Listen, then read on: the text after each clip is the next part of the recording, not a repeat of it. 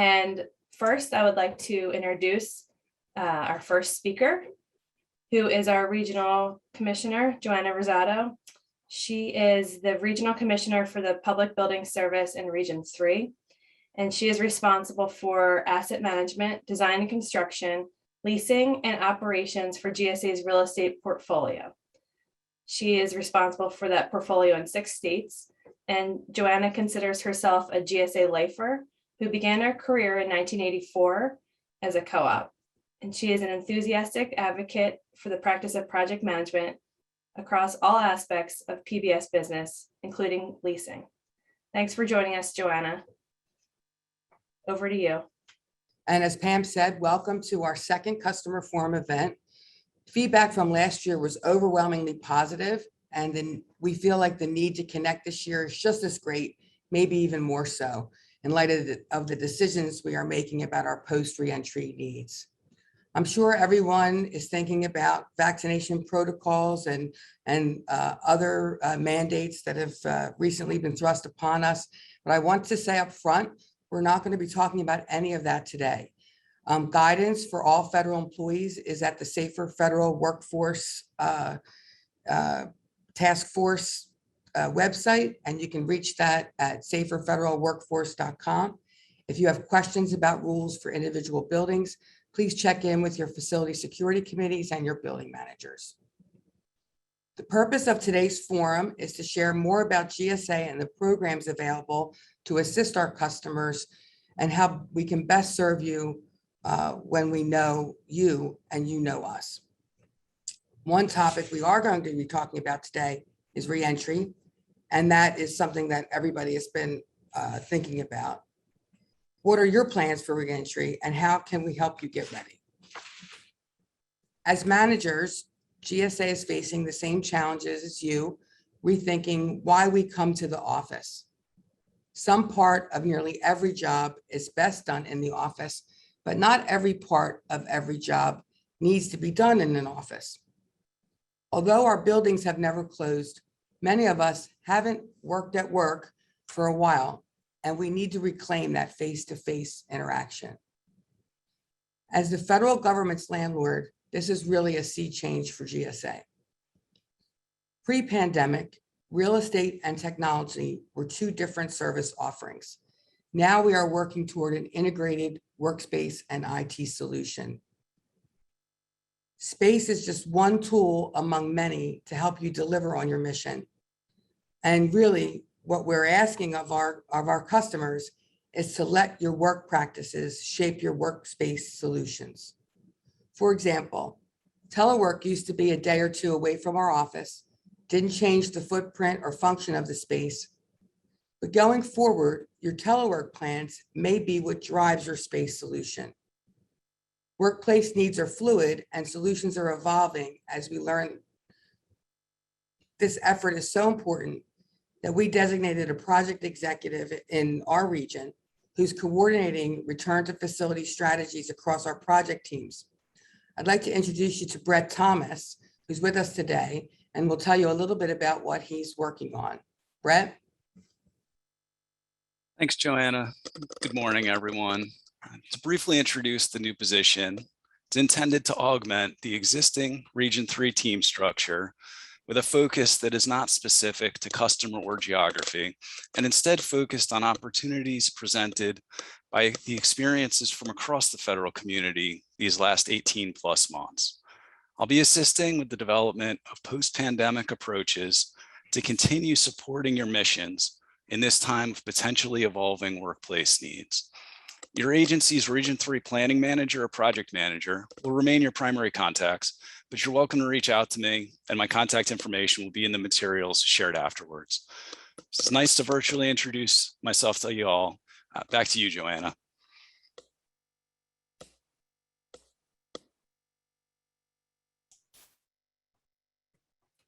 Thanks, Brett. That my computer's doing that funky thing where the video doesn't start right away. There I go.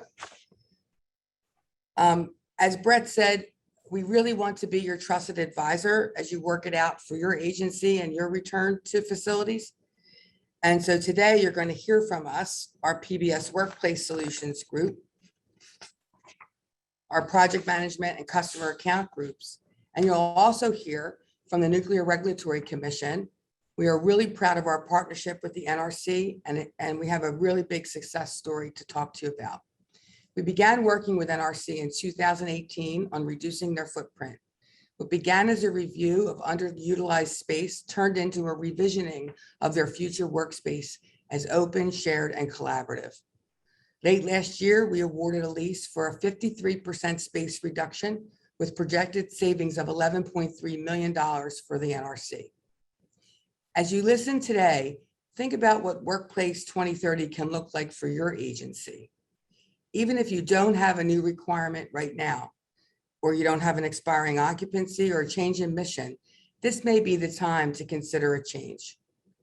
We want you to know that we're here to help. Our planning managers and workspace professionals can help you plan for your future projects.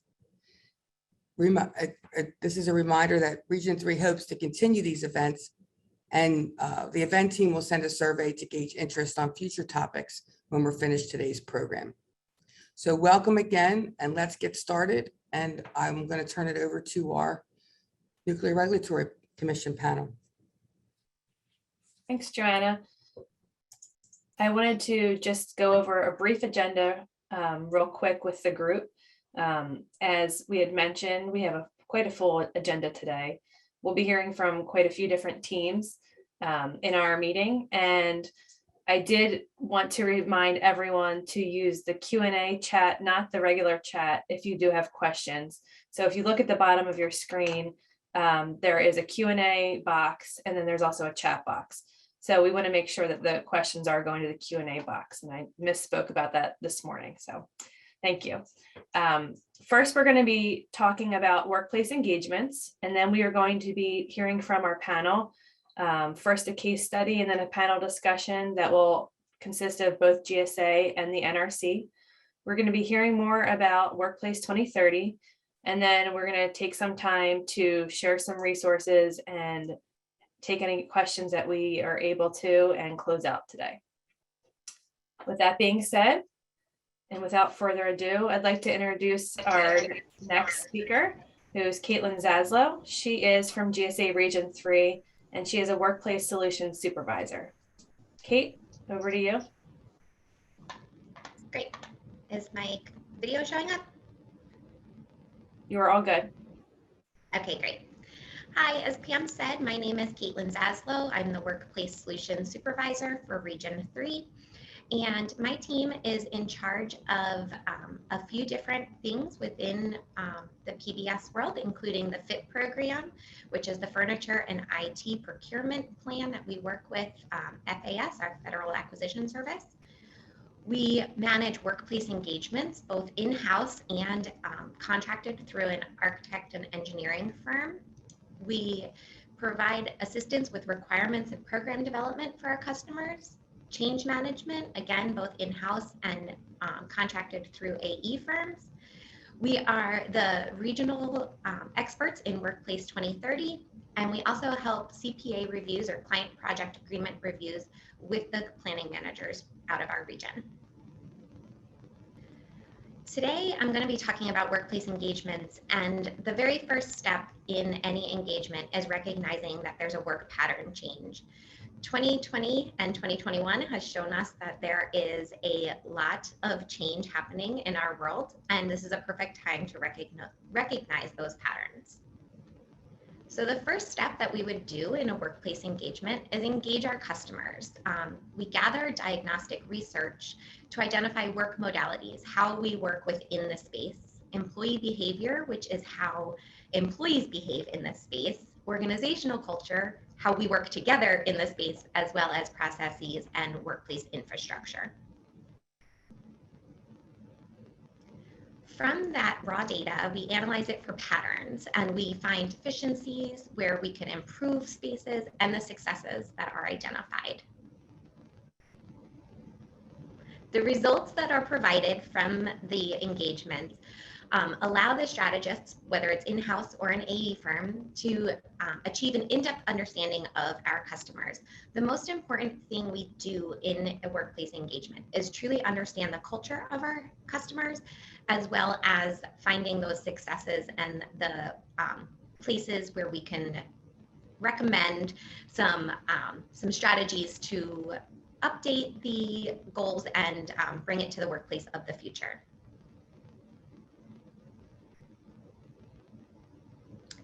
So the results of the engagement, the actual deliverables, would be the workplace recommendation report, which is those strategies that are recommended, a space program, which provides numbers and quantities of space, strategic requirements, looking at the big picture from both the regional and local level, as well as a national level, and some conceptual designs that can show the space in a visual manner.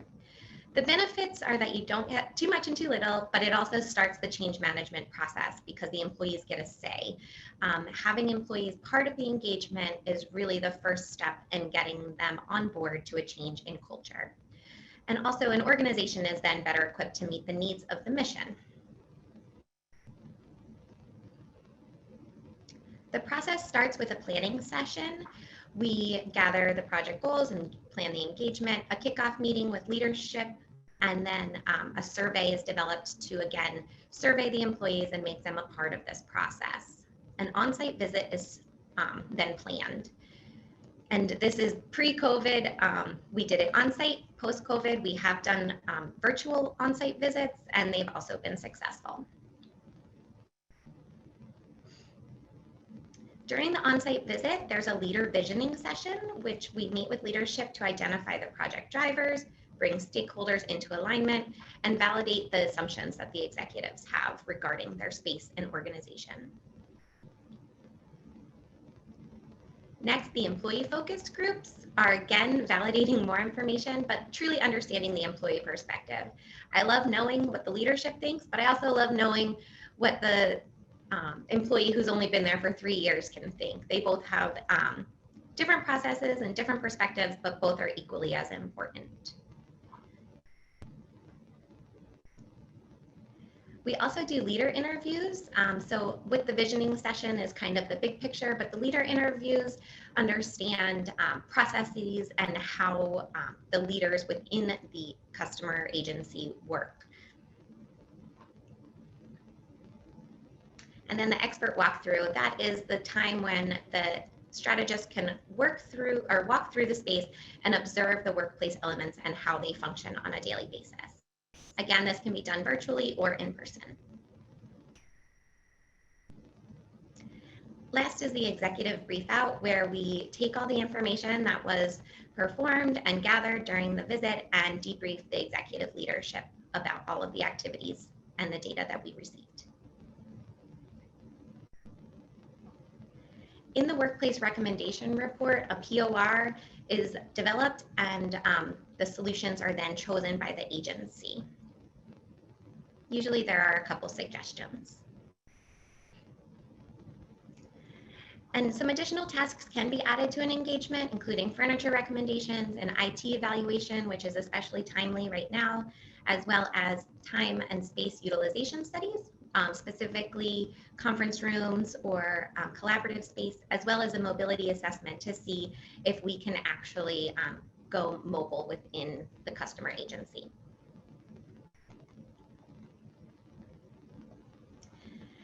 So with a workplace engagement, the engagement is to encourage better use of the space. Lease savings and occur with a smaller leased space, and pre-design work that is done prior to the project will only help our timeline and our schedule moving forward. Mostly what we want to encourage is that your space reflects your work. There is no one size fits all for any of our customers or any of our agencies in the workplace world. So our job as strategists is to really understand how you work and how we can make that space reflect your work. And with that, I'll give it back to Pam. Thank you, Caitlin. I really appreciate all that great information on workplace engagements. And we will be hearing back from you again soon, later in the session, to hear a little bit more about Workplace 2030. So I appreciate your time. Our next presenter I'd like to present is Joe Stevenson, who will be talking to us about the case study and laying the groundwork for our panel with the Nuclear Regulatory Commission. Joe is a project executive in Region 3, and he works for the GSA Public Building Service, and he served as a project manager on the NRC project. Joe, turn it over to you. Thanks, Pam. Good morning, everyone. As Pam mentioned, a project executive, but also had the pleasure of being the project manager over the NRC project since we started back in 2018. So before we went to the panel, we thought it would be helpful to give a little snapshot and a little bit of background on the project for a few slides. So this slide really outlines some of the metrics behind the project. On the left, you can see NRC's current location. You can see that their square footage per person was far over agency standards and what was truly needed. And then also, just to highlight on this slide, as a result of this project, we have awarded a lease that's expected to save them about 1.8 million a year and cut their rent about a third of what they're paying now, which certainly was one of many drivers in this project. Next slide. I thought it'd be helpful to give a little timeline of this process as well. It's not complete yet, but we've been working on this for several years, and we're nearing completion. So to really start, back in 2018, the trigger event when GSA and NRC began talking, NRC came to GSA. We didn't have a lease expiration that triggered, GSA to send a CPA or our expiring lease letters. They realized, there was an opportunity to reduce. So when we first started talking, we were actually exploring, can we reduce in place? They were across 3 floors. Was there an opportunity to maybe give back space within the existing lease? But as we had some preliminary conversations, really what we were looking to do was much more significant and would require a complete rework of the space. So with that, as you could see, in 2018, we worked to go out for the workplace engagement, as Caitlin just outlined, accomplishing all of those tasks that Caitlin helped outline, working hand in hand with NRC. From there, we were able to award the lease by November of 2020, which also is quite a collaborative process. GSA worked really closely with NRC. Beyond the workplace study, there's other security requirements and elements that we need to be very much aware of as we go out to the market and look for space. So we worked really closely with NRC to take their requirements and compare it to what the market could bear, and ensure that any buildings we were considering could meet their requirements.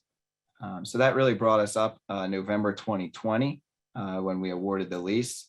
And since then, we've been working hard on design. Again, very much a collaborative process where, where we've been working with all of NRC stakeholders, their security folks, their technology, AV, furniture. As you can imagine, all of these elements really play in.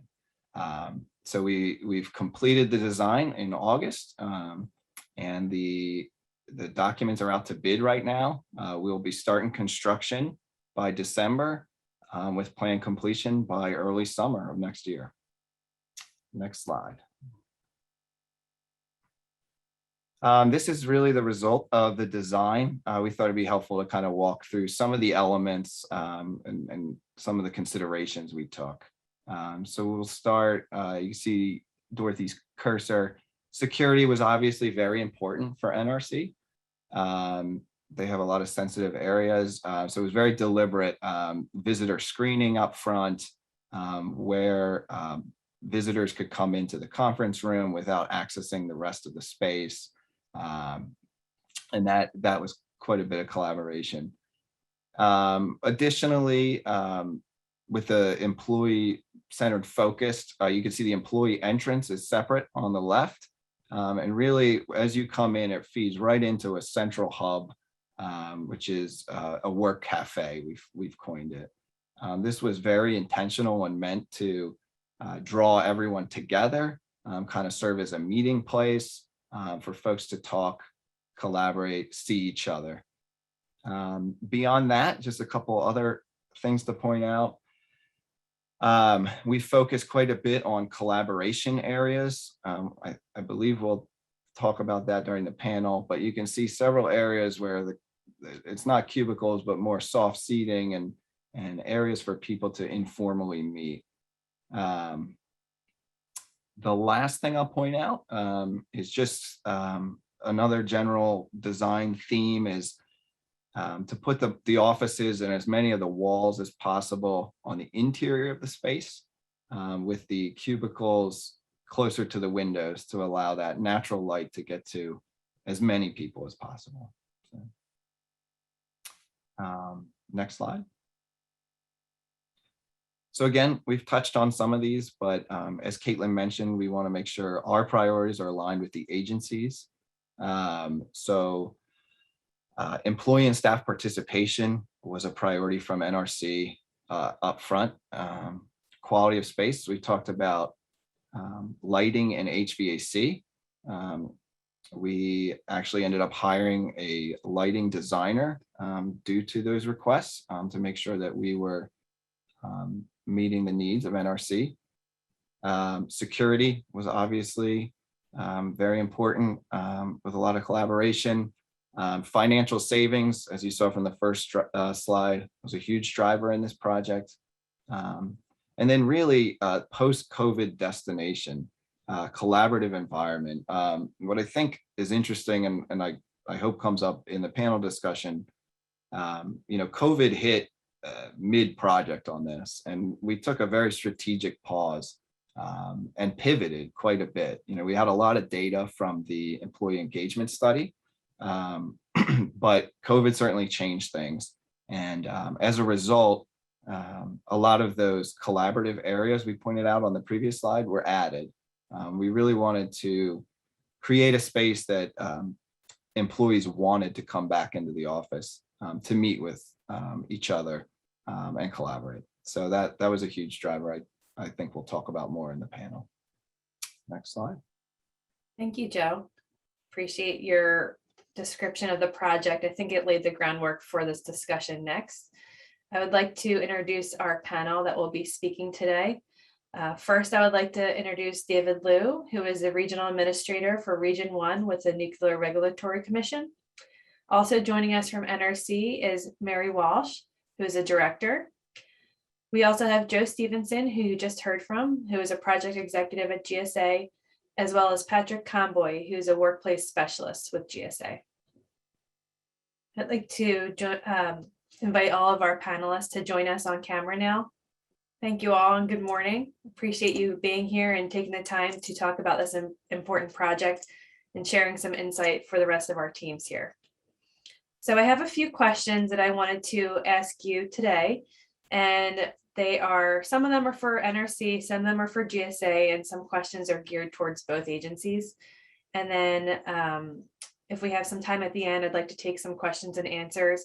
I'd like to remind everyone to put their questions in the question and answer box at the bottom of their Zoom screen. And without further ado, I'll get started. So the first question that I have today for the panel is for both NRC and GSA. And the question is, why did NRC decide to do an engagement? And at what point did you communicate that to GSA? Was the timing of the engagement suitable for the NRC? Thanks, Pam. I'll start. I think it's always important to get the right resources and expertise for any significant change. And it's difficult to develop an effective change management strategy if you don't know what you need to know. So I recall that early in the process during the kickoff, GSA and DLR is the company that we contracted with, They conducted an exercise with the regional leadership and had us write down on index cards, what outcomes do we want to see at the end of the project? And from that exercise, one index card stood out to me, and it read, give our staff something that they didn't know that they needed. And I think that helped broaden our thinking about office space at the very outset. And the jury's still out, but the best outcomes can only come about by marrying our staff who knows how they work with the experts who can shed light on the workplace solutions and possibilities. I think with regard to the timing of the engagement, I thought it was about right. As Joe shared in his slides, this was a significant change for the region. Our square footage, the usable square footage, will be reduced by 55% to meet our agency-wide goals. And such a reduction will fundamentally affect how we will work. It will affect our processes and the infrastructure that support those processes. It will also affect our procedures, expectations, and behaviors. So the engagement has to be early enough to help us work through those issues internally so we can finalize the design.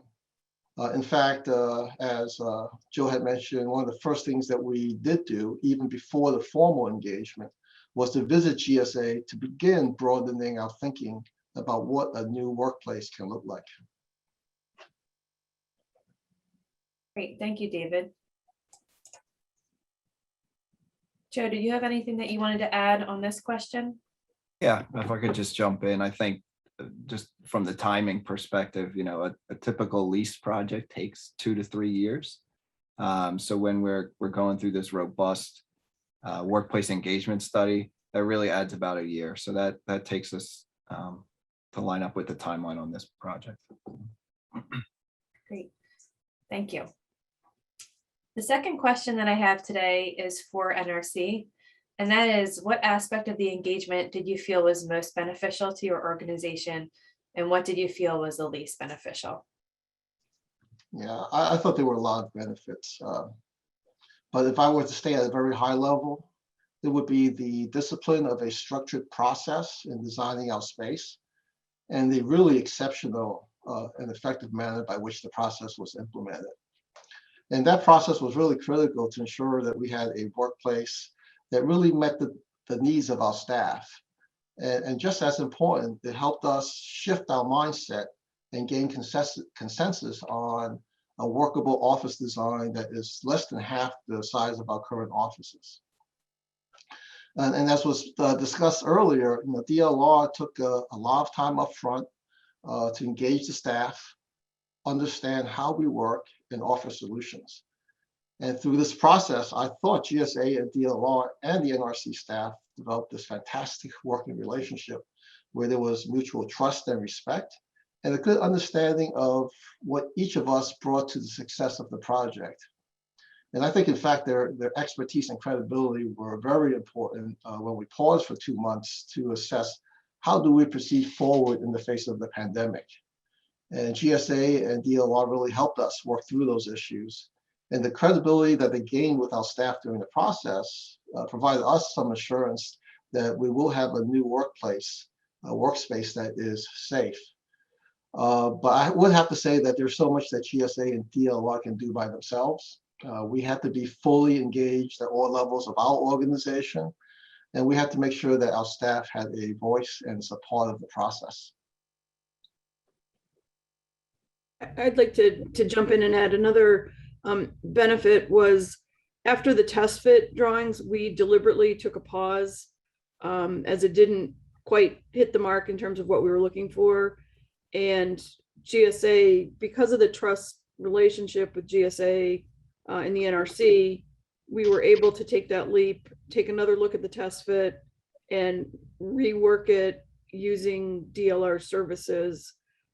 It necessitated a shortening of the NRC review times in the process, but we made that sort of risk-informed decision to say that's okay because we want the space to be the way it should be that will serve our needs, not just follow the schedule and end up with a product that we wouldn't be happy with.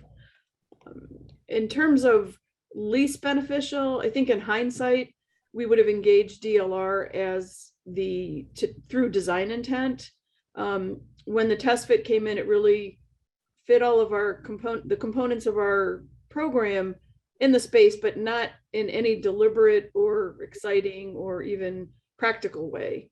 And so during that pause, we engaged with DLR to rework the space, come up with sort of the hubs that Joe pointed out, removed workstations, recognizing that a lot of our staff travels frequently, and with increased telework, we would be building a sea of workstations that would never be used. And so we reduced by, I believe, 35% the number of workstations and replaced those with collaborative areas at the windows, very attractive, and to provide different ways for people to work.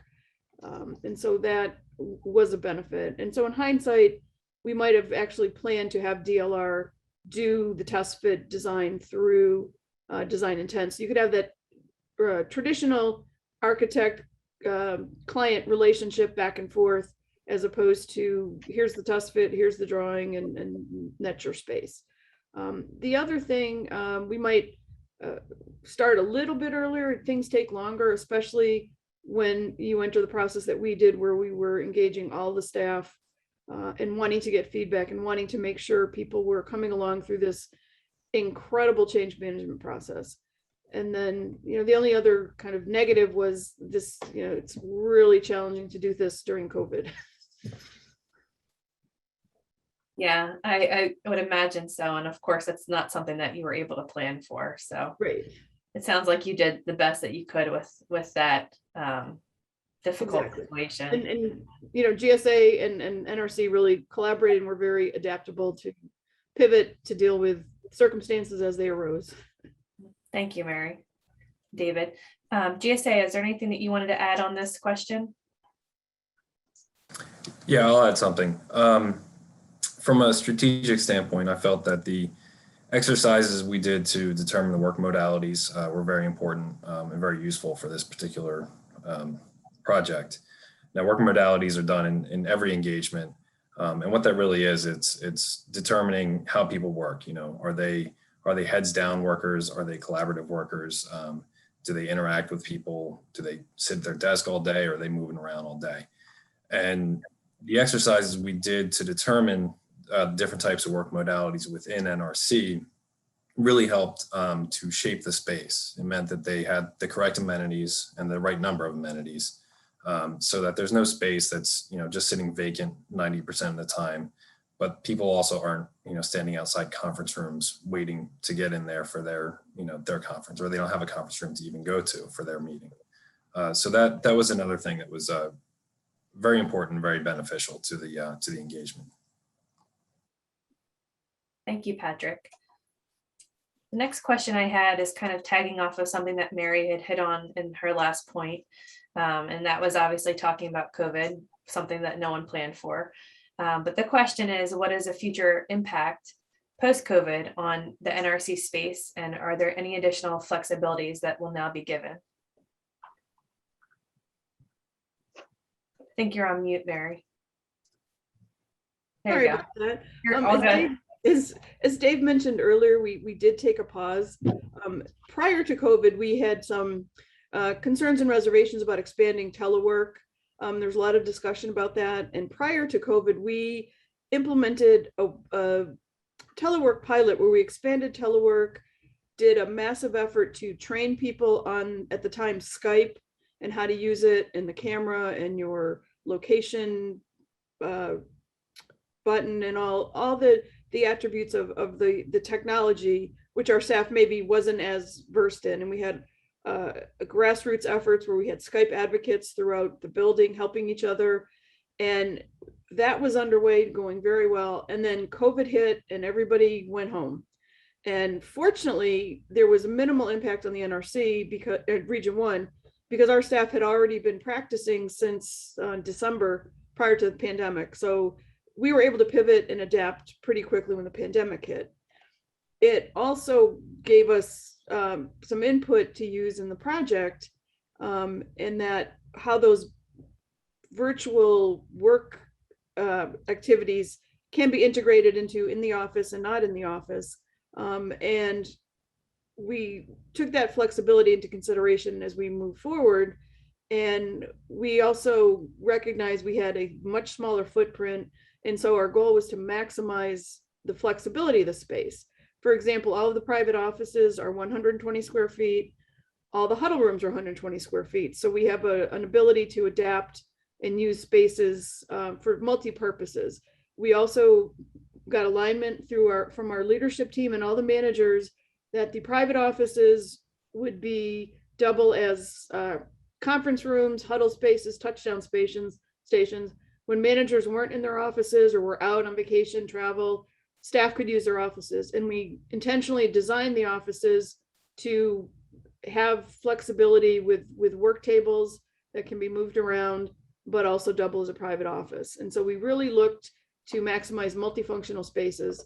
Our work cafe is part of our multi-purpose room, which serves as a meeting place for all staff meetings, seminars, and whatnot. But it's also going to be on a daily basis, 2 conference rooms and a work cafe. So it's not going to sit vacant much of the time as our current Grand Canyon, which is a very large multi-purpose conference room.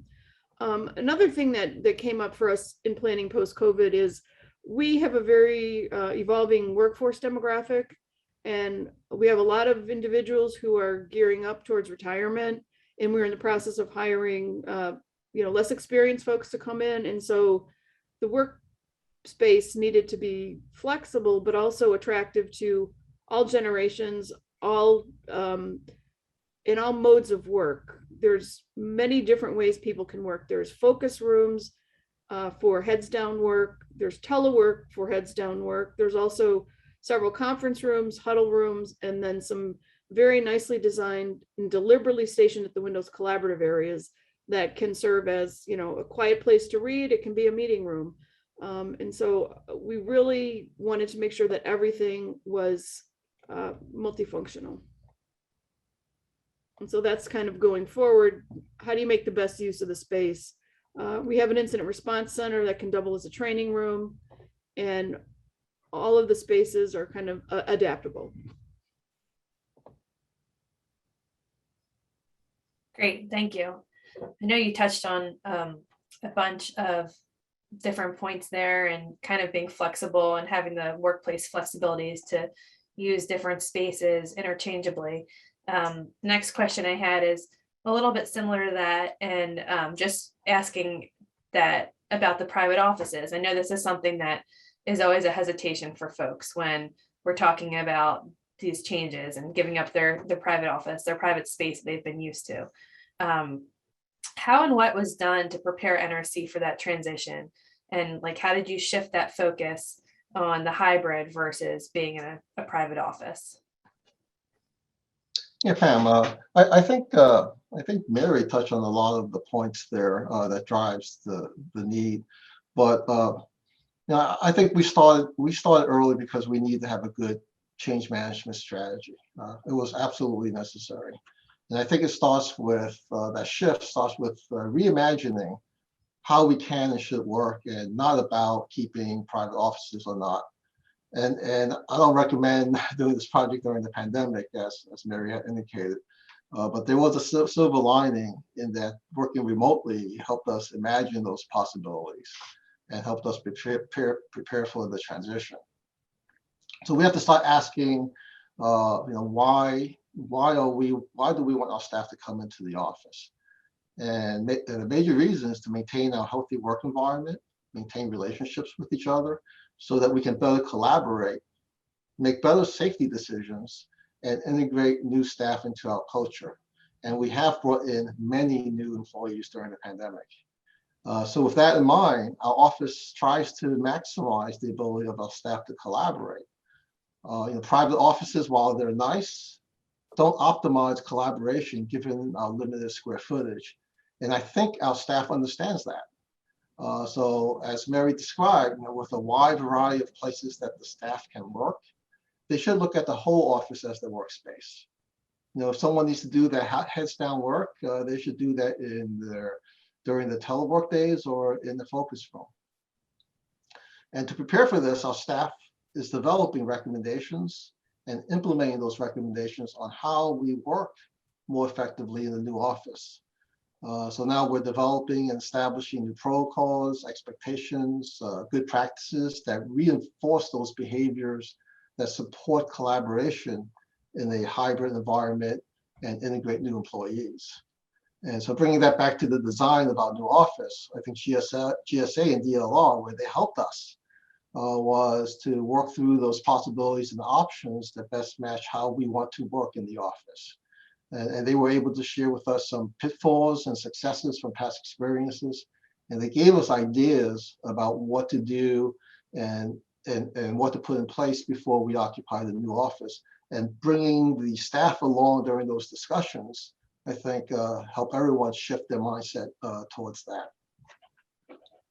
Thank you. And I'll just add to that.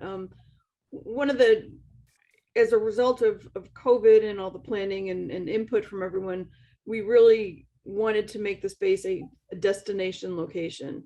With telework, people can get work accomplished at home, but you really need places where people can come together, engage, collaborate.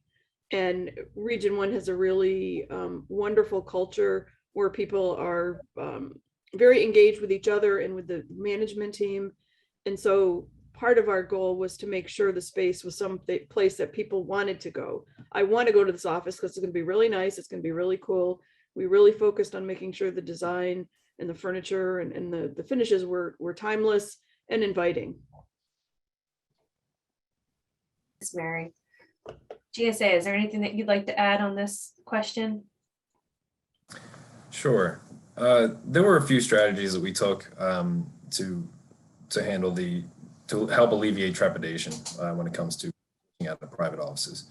One of them is we actually went into offices and we measured the furniture in the office, and we showed the NRC staff that, you know, your office is large, but your furniture is going to be the exact same footprint when you move to a workstation as what you have in the office right now. So your working space isn't changing. It's just that the space surrounding your working space will go away and become a more collaborative area. We also shared some spreadsheets that had the goal utilization rates at the top, and it showed what happens when we increase me space. It showed what happens to we space and vice versa. And what I mean by that is, you know, the me space is your personal workspace. It's your office or your workstation. And the we space is the collaborative areas, the areas that everybody in the office can use and go to.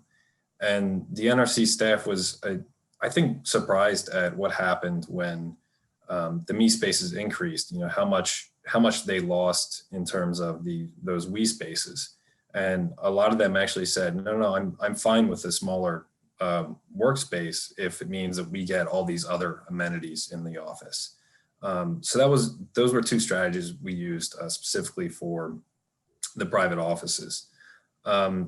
As David had mentioned, we undertook a change management strategy very early on. We discussed with NRC how to handle it. And we ended up contracting DLR not only to do the workplace engagement, but also to handle change management.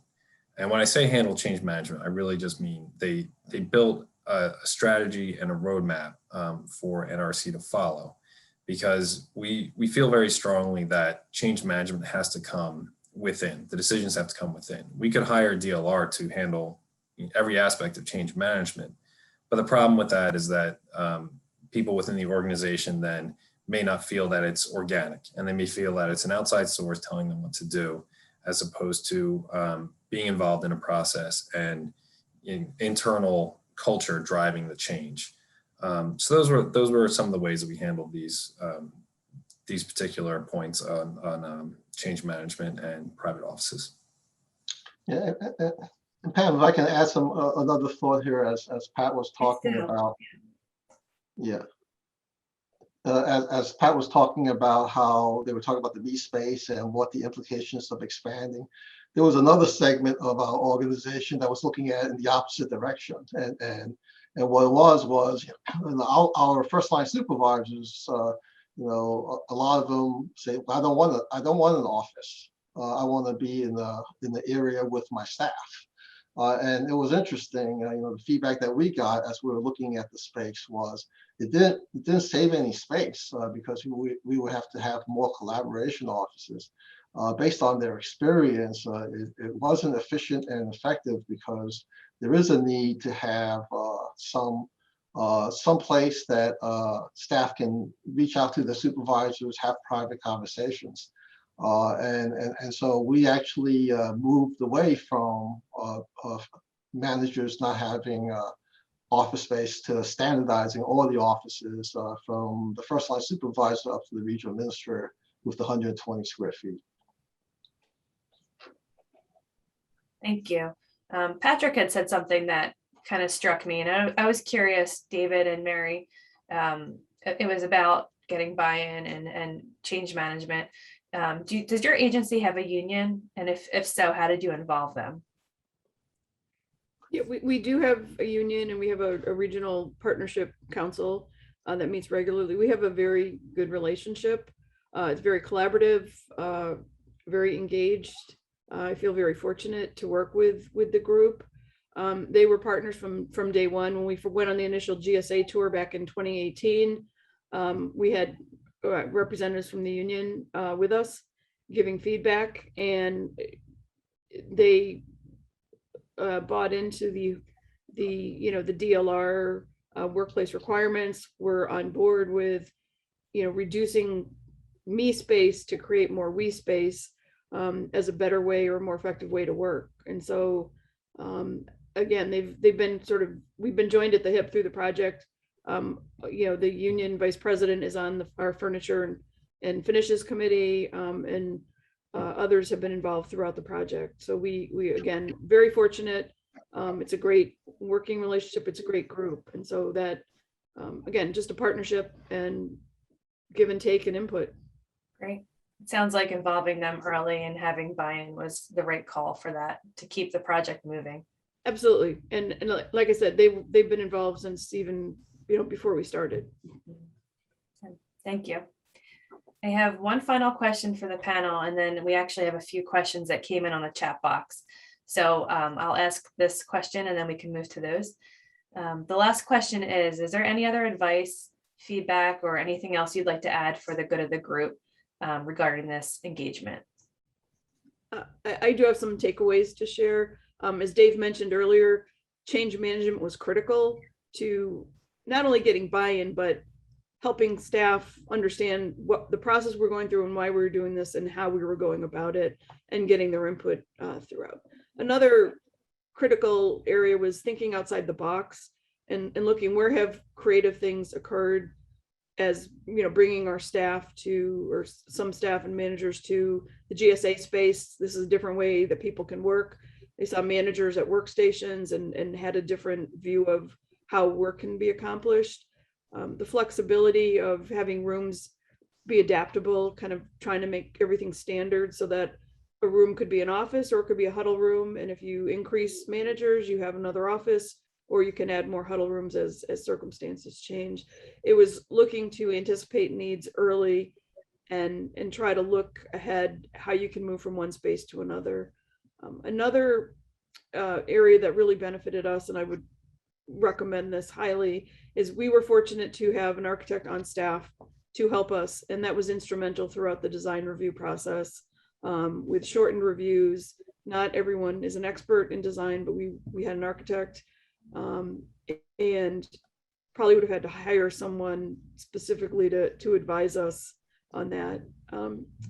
You really need to plan, and we also have a dedicated staff, and you need to plan for their time to review drawings and set aside time and effort, because there's a lot that goes into making sure that the IT requirements and the security requirements are what they need to be. We have to plan ahead. We had a very intense schedule, compressed work or review periods. And then another thing would be make sure you leave enough room for design reviews. As I mentioned earlier, we had a shortened process, but deliberately, because of wanting to redo the space to make it a destination versus just it fits in the space. And then would be to anticipate the needs early and really just openly communicate with staff every step of the way. So they're aware and you are able to address their concerns and incorporate a lot of the great ideas that come up from staff in making the space better. Thanks, Mary. David, did you have anything that you'd like to add? Perhaps just a couple of thoughts. And the first, and I think it's been said already, but I think it's worth repeating. There is so much that GSA and DLR can do by themselves because we as the customer had to do our part to make the project successful. So I think it was important that we had all levels of our organization, including the right level of management involved. And for this significant project, I was very involved because my staff needs to know that I believe that this is important and that the impact on them due to this change is not lost on me.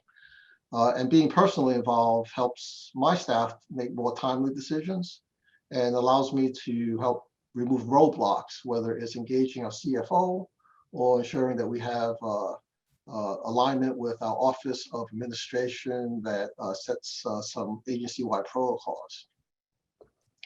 The second thought would be establishing that healthy working relationship with GSA and DLR.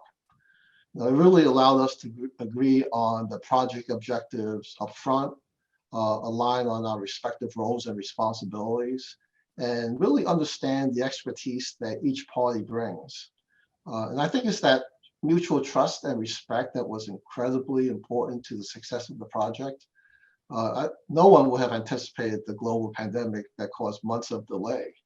But I think it was the healthy working relationship with GSA as our trusted advisor that we were able to pull in the schedule without sacrificing quality and keep the project on track. So hopefully you find those two thoughts helpful. Great, thank you all.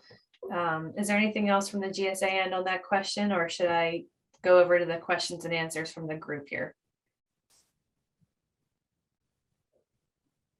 I'll jump in. I'll just add quickly. One of the other intangible benefits of this customer engagement process, we've talked a lot about change management, and in the simplest sense, just having the presence on site, the meetings going on with employees, there's always people that will resist, but just seeing these meetings and having them know, this is a real project, this is happening. Here's your opportunity to get involved and help.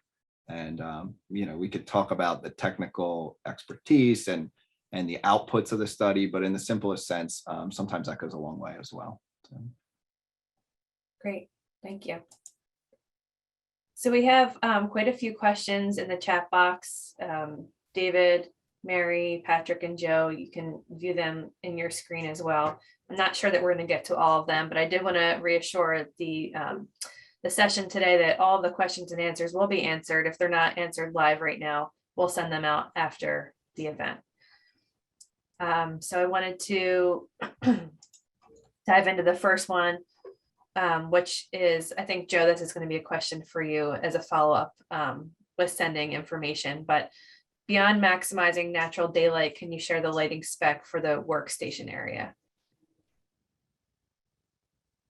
Yeah, I can certainly send that out. I guess just to expand on that a little bit, from bringing in the lighting consultant, it was beyond, appropriate light levels. I was also visually more interesting. A sea of 2x4 recessed lighting does not give you that wow factor or that destination, which was a goal of the project. So I think what you'll see with some of the specs and design of the lighting is there's several different fixtures, and it was very intentional, different fixtures for different spaces. Patrick, is there anything you wanted to add on that front? I would just say that in addition to different fixtures, there's also different levels of lighting and different controls for the different areas. So you don't, Joe mentioned a sea of the 2x4s, but you also don't just have a sea of overbearing light in the space, and the spaces that need to be more lit are more lit, and the spaces that still need to be more lit are somewhat dimmer.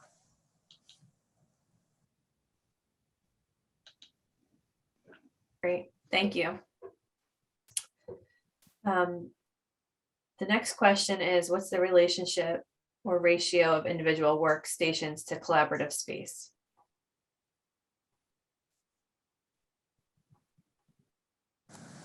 I think that's something we're going to have to follow up with. We'll have to go back and consult the spreadsheets we have and the actual numbers to be able to pull the exact ratios for those items. So Yeah. we'll definitely follow up with that. And one note on that is that we do not have one workstation for every employee. Some number of our employees will be teleworking enough that they will not be assigned, will not have a specific workstation, but may choose a different workstation when they come into the office. And then some folks will have permanently assigned workstations depending on work schedules. Thank you, And we're Mary. still working through those details. Okay. The next question is, did the NRC upgrade the HVAC for flexible spaces? And if so, did this affect the budget? I'll take that just in the general sense. Yes, that was something we deliberately put some dollars behind. We had identified that early, so it was in our budget. But I guess if additional technical details are desired, we can send those out separate. Yeah, and maybe Mary can sort of chime in a little bit. We did take a look at what we can do in terms of engineering aspects to improve the environment for COVID. Certainly any kind of HEPA filters and so forth, or things that can, the cost of that was not prohibitive. But one of the other things that we, I know that some of our staff looked at was, UV lighting and so forth. And out there, the technology right now is not really certain. And there's there will be a challenge in terms of, even if you spend a lot of money for that type of equipment, that it would not be necessarily effective. Okay. Thank you. The next question is, how did you attempt to address curbing an increase in general office noise as a result of having more workstations and employees working out in the open as opposed to in private offices? I'm going to let Joe or Patrick speak to we do have a noise abatement system as part of the project. But I'll first talk about, because of our folks' travel schedules and telework schedules, the office is generally not at 100% capacity, except it may be very select times throughout the year. And so there are a myriad of spaces that people can work in. There's huddle rooms, conference rooms, focus rooms. There's also 25, 27 private offices that are available to staff when the managers aren't there. And on any given day, there are usually at least several managers out of the office.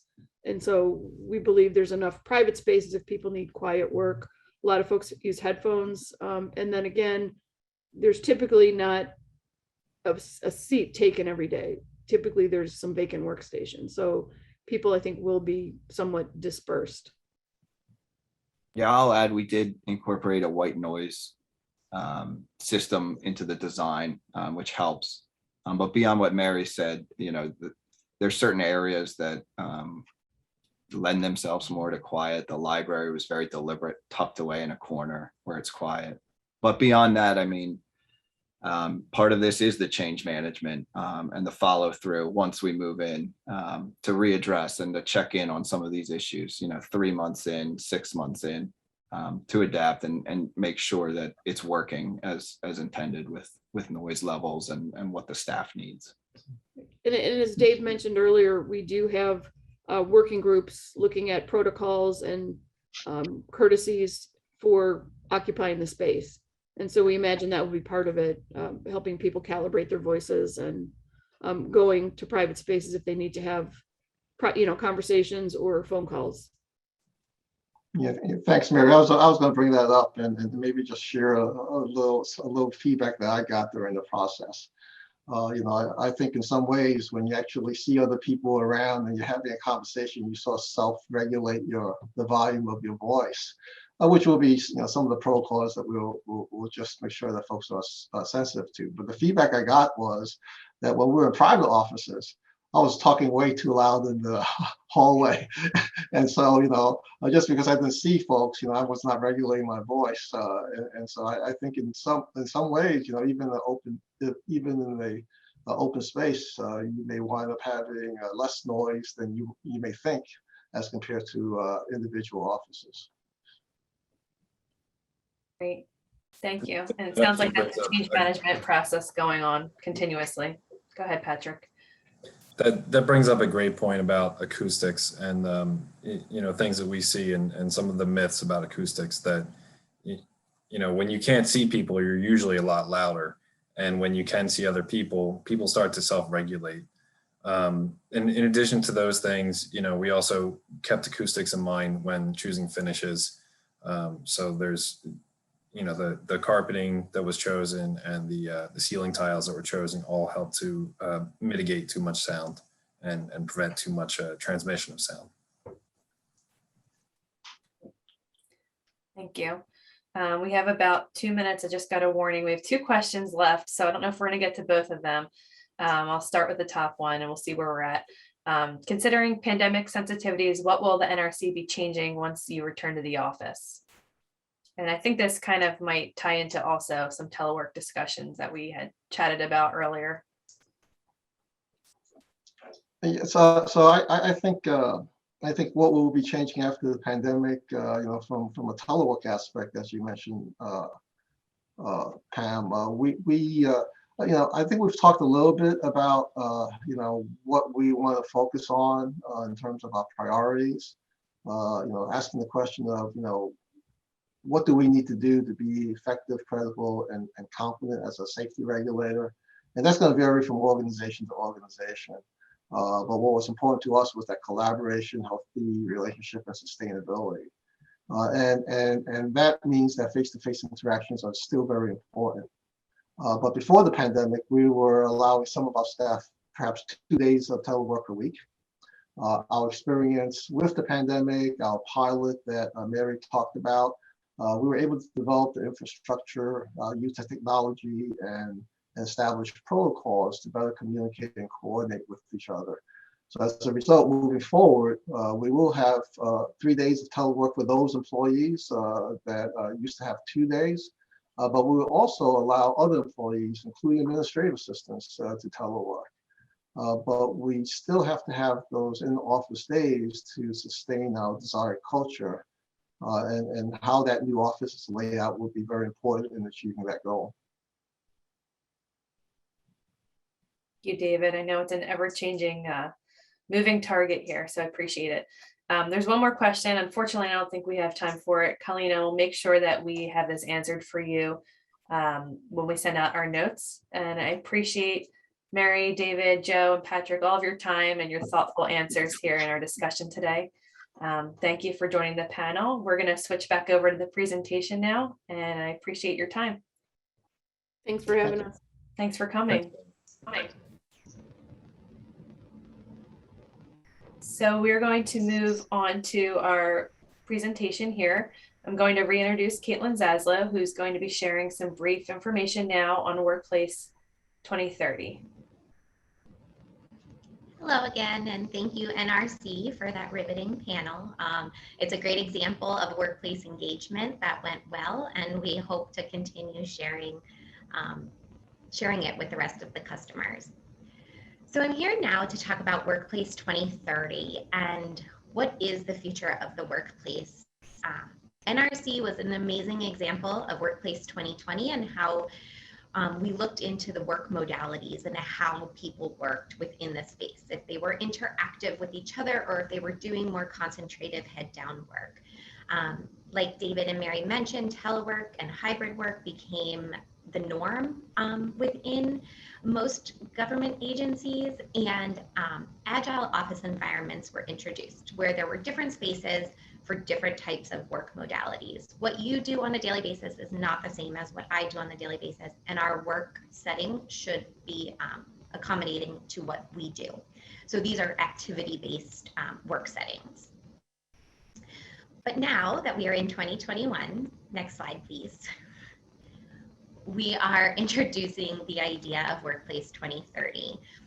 This was born of the necessity of adapting to work during a pandemic and based off of the 2020 discoveries that remote work is trusted work. It will continue.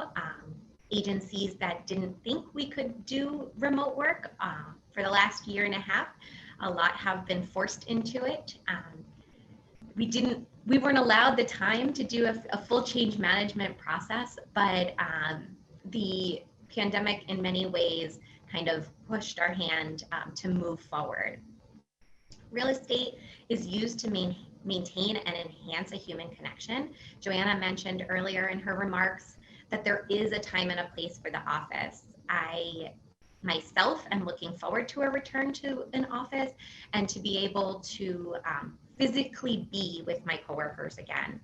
But work can be done anywhere, asynchronously.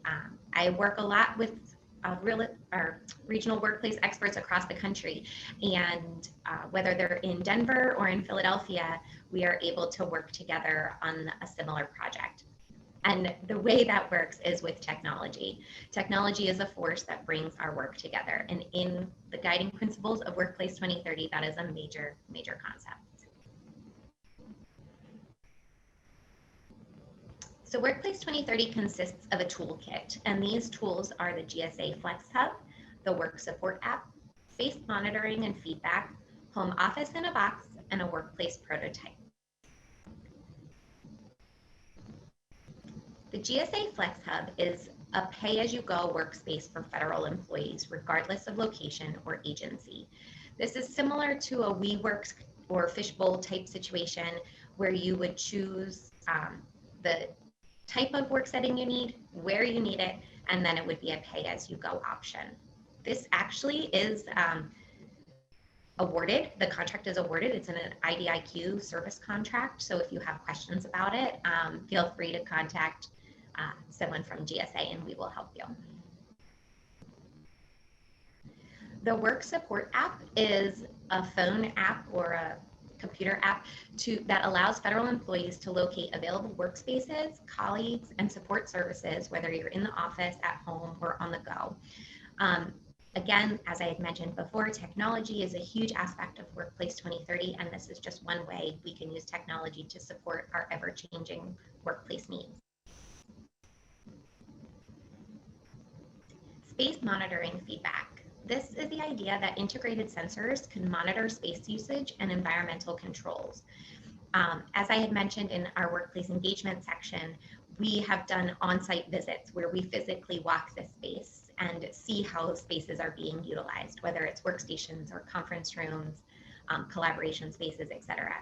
This sensoring idea would be able to use technology again to monitor the space usage versus walking through the space.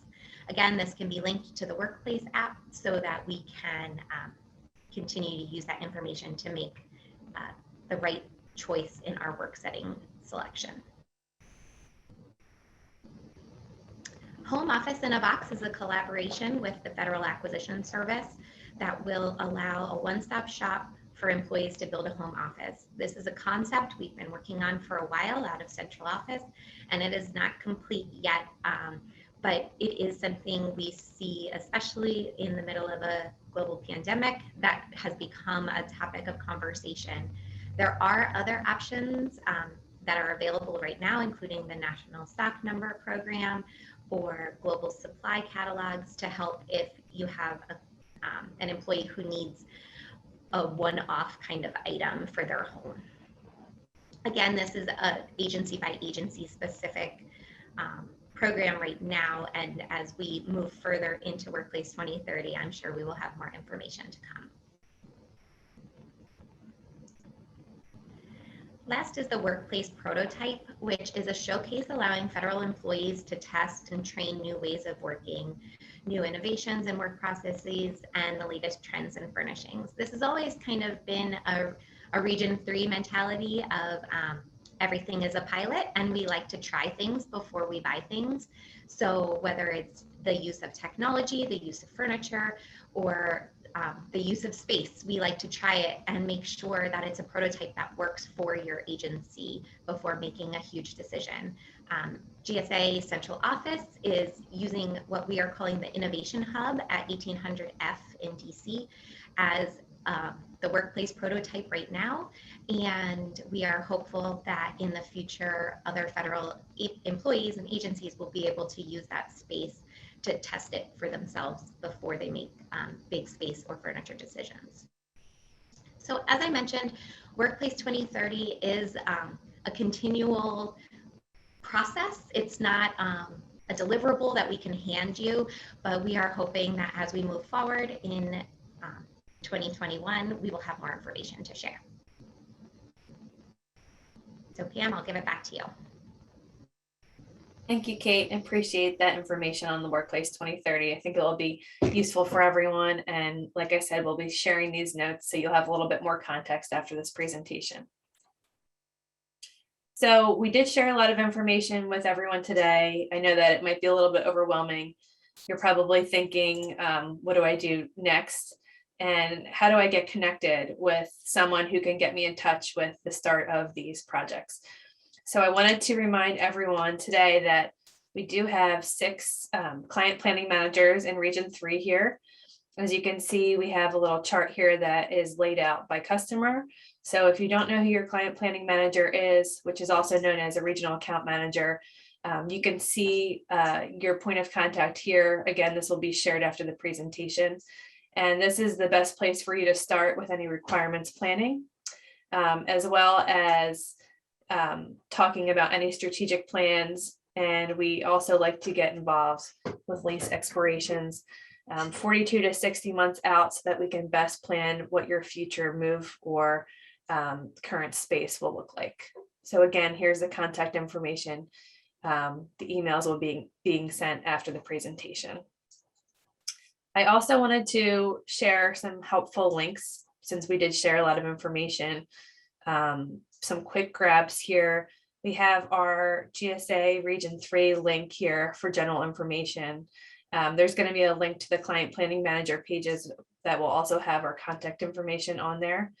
As Joanna had noted in the beginning of the presentation, we weren't going to get back into the post-COVID environment discussions in this presentation today for the sake of time and context, but we did want to share the link to the Safer Federal Workforce, which has a lot of great information and tools for you there.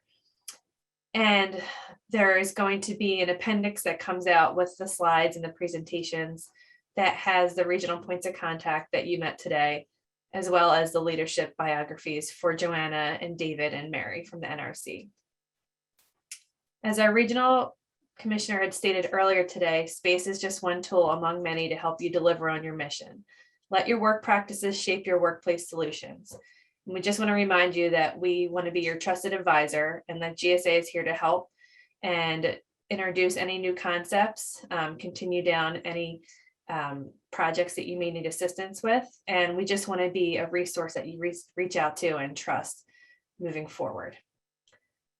I think that we have a couple minutes for questions. And I wanted to go back over to the chat to see if anything had came through. Caitlin, this is a question for you, I believe. I'm sorry, this might be for NRC. Does upper management have assigned workstations, or do all employees use first come, first serve? Is there a reservation system in place? I don't know if Mary and David are still on. If not, Joe, I'm not sure if you're able to answer that. Okay, Mary. This is Mary. I'm still on. We haven't made a workstation assignments yet or office assignments yet. The private offices will be assigned to upper, senior managers and branch chiefs. The the employees will choose workstations in accordance with a procedure that we have for how to select offices or how to select workspace based on their work schedule. We're still ironing out the details depending on the way our union agreement is written. If you telework a certain number of days or periods of the pay period, you don't get to choose a workstation, you get assigned one. And so some number of staff will have permanently assigned workstations. Others will have workstations assigned through a reservation system, and it might not be the same workstation every day. But we don't have the numbers yet because our telework agreements are in flux due to COVID. Thank you.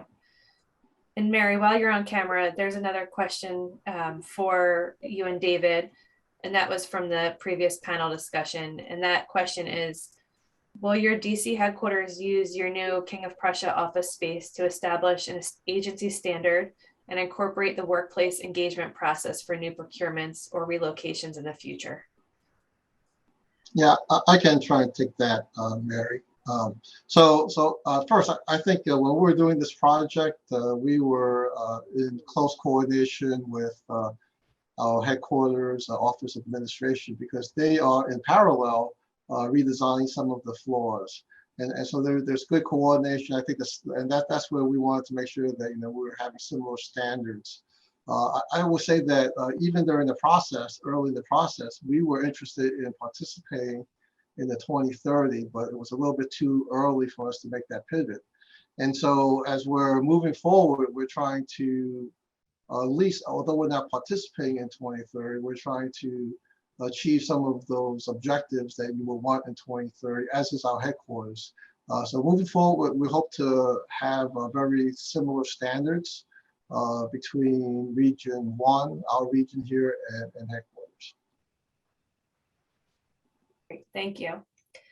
And another question came through, Mary, the one that you had already answered regarding the reservation system. And someone was just asking specifically if you knew the name of the system that you were using to reserve. Right now, we're most likely going to use Outlook.